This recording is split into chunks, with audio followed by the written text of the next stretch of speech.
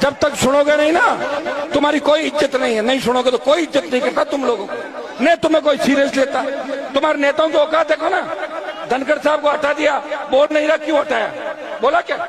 नहीं बोलेंगे भाई, डरे हुए लोग हैं, डरे हुए और मरे हुए लोग हैं। इसलिए डरे हुए मरे हुए लोगों को जगाना कौन जगाएगा? ये नौजवान जगाएंगे। लेकिन आप क्या जगाओगे?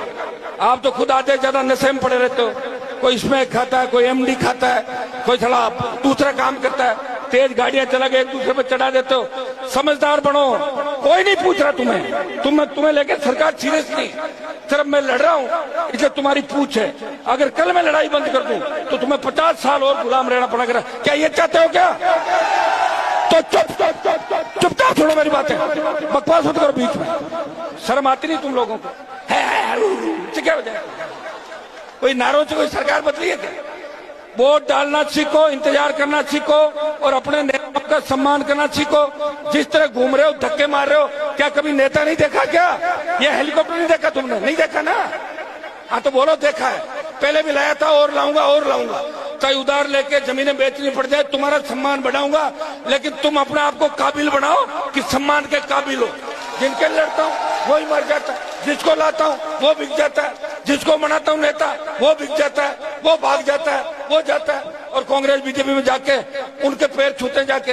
तो भाई ये व्यवस्था है और हमें 22% आबादी को राजस्थान में बताना है कि शेड्यूल कास्ट के भाइयों को साथ लेके हम राजस्थान की सत्ता पे कब्जा करेंगे। और इसमें सबसे बड़ी भूमिका राजस्थान के नौजवान की होगी, किसान के बेटों की होगी। हा हू हल्ले से कुछ नहीं होता, हल्ला बहुत लोग करते हैं।